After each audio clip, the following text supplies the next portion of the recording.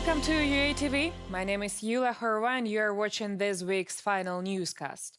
This week, Ukraine carried out new long-range strikes against Russia's military and logistics infrastructure. The Kremlin spoke of growing pressure from the West, and the US Senate took an important step toward new sanctions against Moscow.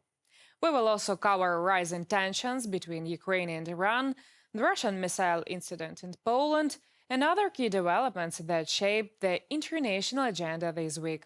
Don't forget to subscribe to our channel. We're starting. So let's start with the news that came literally before the broadcast. On the 2nd of August, Ukrainian drones attacked one of the largest logistics centers in the Russian marketplace Wildberries in the Samara region. After the strike, a large-scale fire broke out at the facility, which was confirmed by both the government of the region and the Wildberries company itself. This complex was opened only last year. It served as a key logistics hub in the Volga region and could simultaneously store up to 120 million goods. Throughout the week, Ukraine continued its campaign of long-range strikes on logistics deep inside Russia. On the night of July 29th, a large drone attack hit the Russian city of Ryazan. Russian officials reported fires at industrial sites. At the same time, OC analysts said that one of the targets was a Wildberries logistics center.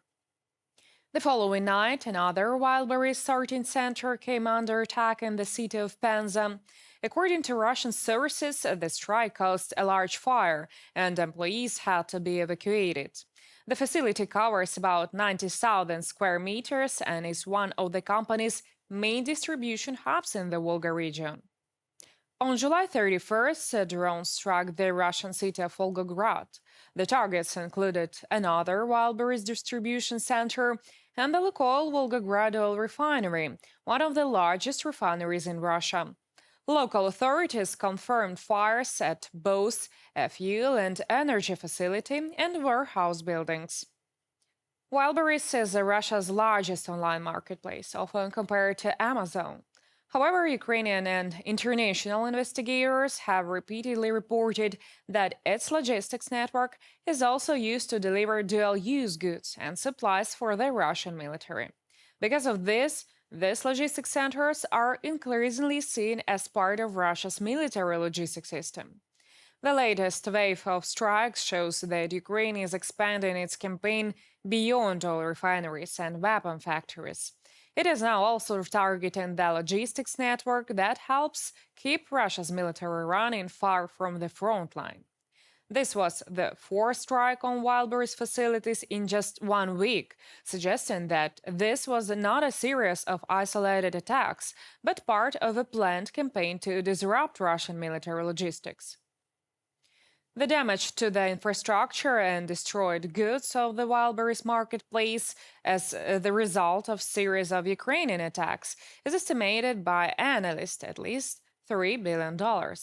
Warehouse facilities with a total area of over 1 million square meters were damaged or destroyed. This is about 40% of all logistics capacities of the company. At the end of the week, the founder of Wildberries, Tatiana Kim, made a statement. She stated that drone attacks and force majeure circumstances and, therefore, the losses of sellers are not subject to mandatory compensation. Attacks on our warehouses are force majeure circumstances. Including or not including this clause in the offer is irrelevant. Therefore, these losses are not subject to compensation by law. The economic cost of Ukrainian strikes on Russia will continue to grow. The damage inflicted on Russia should be 50 times greater than the cost of Ukraine's own attacks. Acting Ukrainian Defense Minister Yevhen Khmara made the statement in an interview with American influencer Laura Loomer. According to Khmara, Ukraine is pursuing an asymmetric strategy, aiming for each strike to cause damage worth many times more than the cost of the drones and missiles used to carry it out. He added that Ukraine's main targets remain Russia's oil infrastructure, transport logistics, and defense industry facilities. Russia continues to suffer significant losses, not only in the economy, but also on the battlefield. During July 2026, the Russian army lost 32,860 people killed and wounded, which was a record monthly figure since the beginning of the year. The data was published by the General Staff of the Armed Forces of Ukraine. According to Ukrainian President Volodymyr Zelenskyy, since the beginning of the full-scale invasion, Russian troops have lost about 1.6 million soldiers. Their losses, 1,600,000 losses, and about 700,000 killed.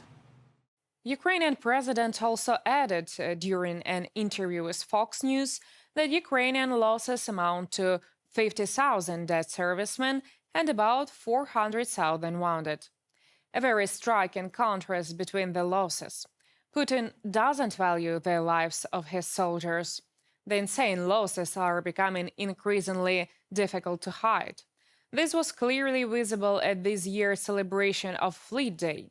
Every year, this event was celebrated by the Russian authorities with great pomp. Parades with the participation of dozens of ships in Sevastopol and Confront. Now that the Black Sea Fleet and the Baltic fleets have been practically wiped out by the Ukrainian armed forces, Putin has to celebrate Fleet Day very, very modestly. A dozen cadets against the background of a banner with a submarine. It is hard to sell this celebration of Fleet Day in the Second Army of the World, of how they called. The Ukrainian Defense Forces are so adept at destroying Russia's military and sanction fleet that it's taking unexpected turns. This week, Ukraine and Iran came the closest they have come to a direct confrontation in their entire history of full-scale war against Ukraine. It all started with a Ukrainian strike on a vessel in the Caspian Sea. President Volodymyr Zelenskyy said that among the targets hit were ships used to transport military cargo with Iranian participation. Iran confirmed the attack on its merchant vessel, reported the deaths of one sailor and the wounding of another. In response, Tehran sharply condemned Ukraine's actions, summoned a Ukrainian diplomat, and threatened consequences. Iranian Foreign Minister Abbas Araghchi said the attack would not go unanswered, and Iranian officials stressed that any actions against the Islamic Republic will have their price. Zelenskyy has attacked an Iranian commercial vessel, killing a sailor, a blatant UN Charter violation done at Israel's behest to drag Europe into its war. In calls with EU High Representative Kallas and Foreign Minister Lavrov made clear that what the freeloader in Kyiv did cannot go unanswered. Abbas Araghchi, Iranian Foreign Minister, on X. Iran was considering a strike on a Ukrainian seaport in retaliation for the attack on an Iranian vessel, but after intensive diplomatic efforts, the situation was stabilized, the New York Times writes, citing Iranian and Western officials. Against the backdrop of a possible war with Iran, Zelenskyy arrived in Washington for a farewell ceremony for Republican Senator Lindsey Graham, who was a staunch supporter of Ukraine. Zelenskyy met with Trump on the sidelines. After an hour-long closed-door meeting, both presidents declared a good and positive meeting. Good meeting with President Trump in the Oval Office. We discussed with the president the licenses for the production of interceptors for the Patriots and some other ideas that can help. We also talked about diplomacy. It is important to intensify the diplomatic process. Our teams will agree on the details of their further communication. I am grateful to the United States for its strong support. Volodymyr Zelenskyy, President of Ukraine. In Telegram. U.S. President Donald Trump also positively assessed his meeting with Ukrainian President Volodymyr Zelenskyy. In a post on the social network Truth Social, Trump said, quote, "I was great honor to meet with President Zelenskyy. Many issues were discussed. The meeting went very well." Meanwhile, the U.S. Senate has taken the first step towards adopting a new large-scale package on sanctions against Russia. During the procedural vote, 86 senators supported the bill. Ukrainian President Volodymyr Zelenskyy, who was in Washington that day, said that he had met with more than 60 representatives of both parties in the Senate. According to him, the parties discussed strengthening Ukraine's air defense and further support for Kyiv. Zelenskyy also noted that symbolically on this day, the Senate began to advance the sanctions bill, which Senator Lindsey Graham had been working on for a long time. The next stage should be the final vote of the document. Also, during his visit to the United States, President of Ukraine Volodymyr Zelenskyy met with the leadership of the American defense company Lockheed Martin, one of the largest arms manufacturers in the world.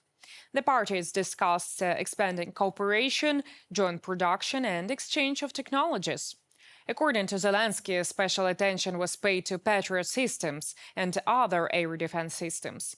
The Ukrainian president reported that the teams are already working on specific solutions that should move to a stage of joint production as soon as possible. The situation in Syria, the entire Western world, has united against Russia. Russian Foreign Minister Lavrov made a number of statements after Zelensky's trip to the US and the vote in the Senate. The West is giving Russia an ultimatum regarding the terms of the settlement in Ukraine, but Moscow has not given up its pride. The West is fighting against Russia with varying degrees of ferocity over Ukraine. It needs to turn people against the government. It hopes for the collapse of Russia. Sergei Lavrov, Minister of Foreign Affairs of the Russian Federation. While Moscow is once again talking about its high-precision weapons, one of its cruise missiles had reached Poland. During a massive attack on Ukraine, a Russian missile flew into Polish airspace and fell near Lublin, about 100 kilometers from the Ukrainian border.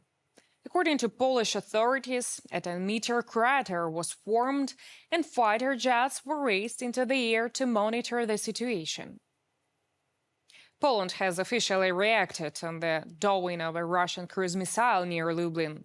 Prime Minister Donald Tusk said that the Ministry of Foreign Affairs has summoned the Russian ambassador to provide explanations after the incident, which has occurred during a massive Russian attack on Ukraine.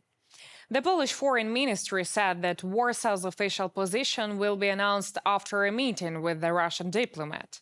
At the same time, Polish President Karol Nawrocki surprised with his reaction to the downing of missile, deciding not to convince the National Security Council after the incident, Polstat News reports. His office says that he expects a detailed report from the government, in particular on the actions taken after the violation of Polish airspace in order to assess the actions of the responsible service. Do you think NATO should respond more strongly to cases where Russian missiles find themselves in the airspaces of allied countries? Write your opinion in the comments. That's all for this week. Thank you for watching. If you found this report useful, please like, subscribe, and share it with others. Stay informed, stay safe, and see you next week.